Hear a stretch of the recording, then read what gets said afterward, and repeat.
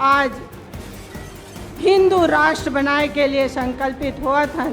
मैं आप सबसे निवेदन करत हूँ कि जो मुहिम जगत गुरु शंकराचार्य जी चलाए उमा हम सब जो सहयोग हमारा बन सकते हमन बिल्कुल सहयोग करें और अपन अपन जो जहाँ जहाँ जिस गांव जिस स्थान में हैं वहाँ से हिंदू राष्ट्र बनाए के लिए हम संकल्पित होके हिंदू के लिए बात करें।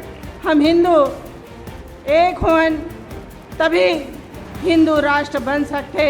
मैं आप सबसे निवेदन प्रार्थना करत हुए एक बार आप सबसे निवेदन करत हो एक जयकारा जरूर लगना चाहिए।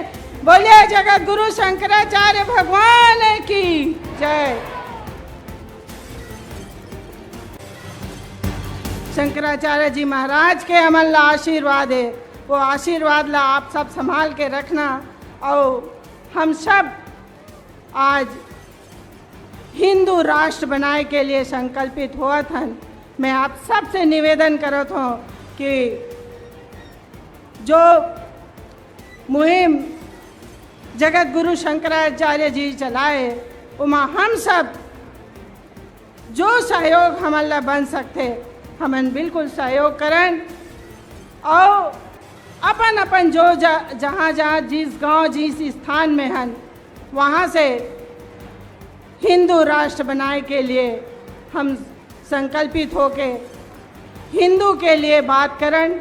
हम हिंदू एक हों तभी हिंदू राष्ट्र बन सकते।